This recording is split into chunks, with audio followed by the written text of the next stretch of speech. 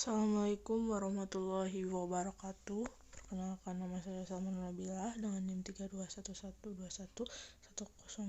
Di sini saya akan memaparkan tentang macam-macam titrasi untuk memenuhi tugas UTS dasar-dasar analisis.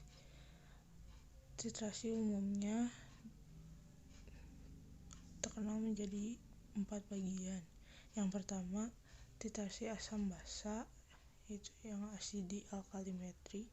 Yang kedua, titrasi argentometri pengendapan. Yang ketiga, titrasi oksidasi reduksi atau redox. Yang keempat, titrasi kompleksometri. Titrasi asam basa, yang pertama itu titrasi asam basa atau asidi alkalimetri. Prinsip reaksinya reaksi netralisasi. Apa itu netralisasi? Netralisasi itu reaksi antara ion hidrogen yang berasal dari asam dengan ion hidroksida yang berasal dari basa untuk menghasilkan air yang bersifat netral. Contoh reaksinya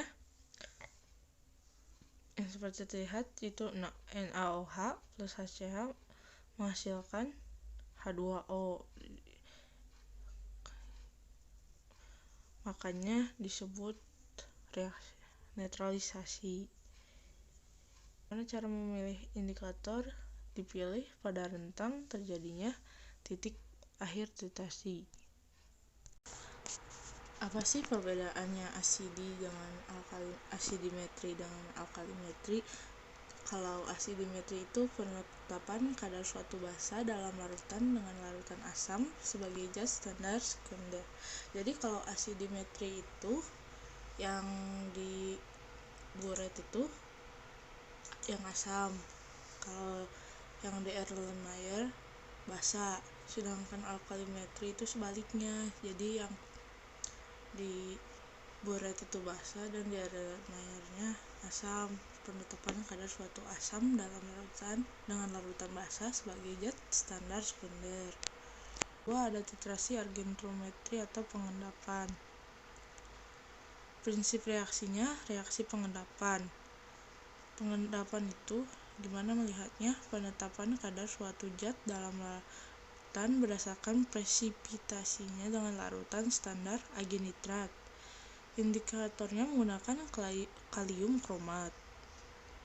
Metode yang paling sering digunakan dan yang terbaik itu adalah penetapan garam klorida.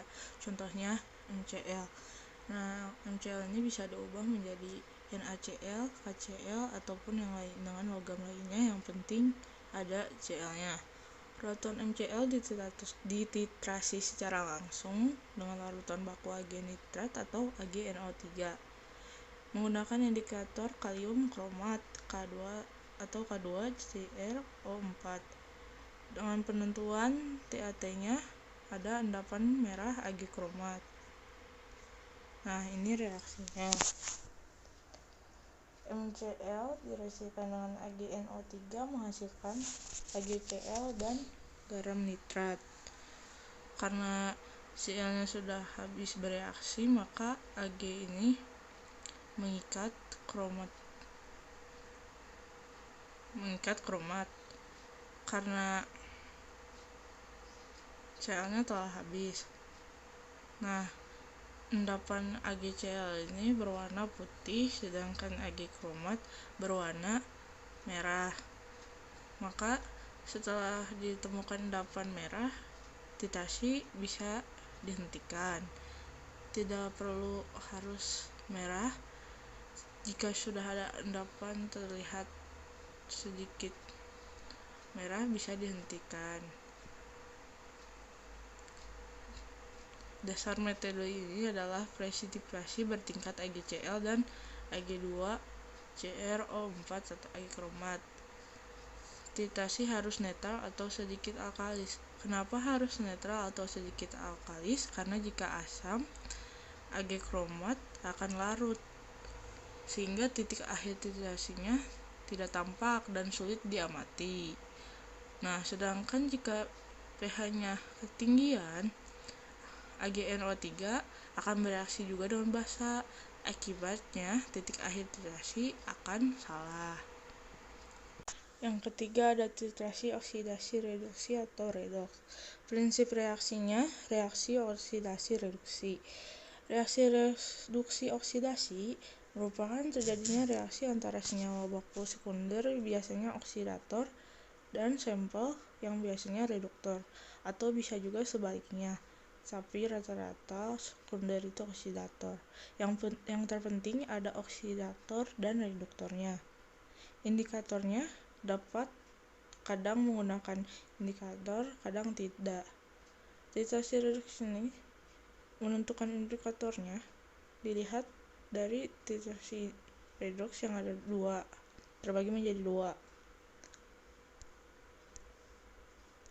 Yang pertama, titrasi permanganometri, yaitu yang menggunakan larutan baku sekundernya kalium permanganat atau KMnO4 yang sifatnya oksidator kuat.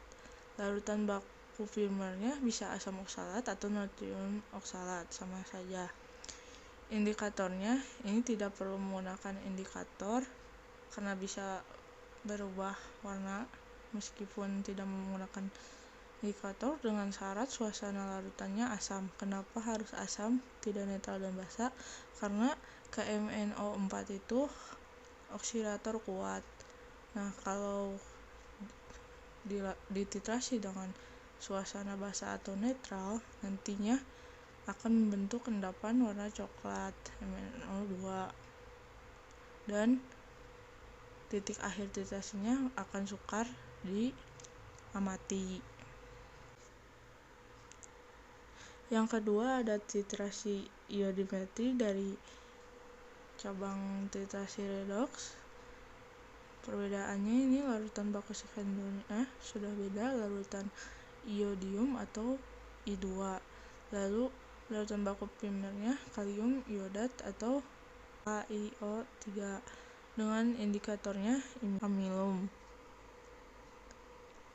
Yang terakhir ada titrasi kompleksometri. Dengan prinsipnya, titrasi berdasarkan pembentukan senyawa kompleks antara kation dan zat pembentuk kompleks. Larutan bakunya larutan Na2EDTA, indikatornya menggunakan indikator logam yang mendapat membentuk senyawa kompleks dengan ion logam. Contohnya EBT, Erythrom Black Tea. Titik akhir titrasi didapatkan jika warna berubah dari merah anggur menjadi biru. Titrasi dilakukan pada rentang pH 8-10. Berikut bagaimana terjadinya reaksi. Perlu diperhatikan warna indikator bebas berbeda dengan warna senyawa kompleks indikator logam. pH pada pH 8-10, EBT-nya akan berwarna biru dan kompleksnya berwarna merah anggur. Sedangkan jika dilakukan pada pH 5 dan 12 atau terlewat basa, EBT akan berwarna merah sehingga sukar diamati karena perubahan warna tidak terlihat dari merah anggur menjadi merah. Sedangkan biru dengan merah anggur itu terlihat kontras. pH-nya harus dipertahankan pada rentang 8-10 dengan penambahan buffer basa. Reaksi logam dengan EDTA menghasilkan ion H+ hingga menurunkan pH larutan.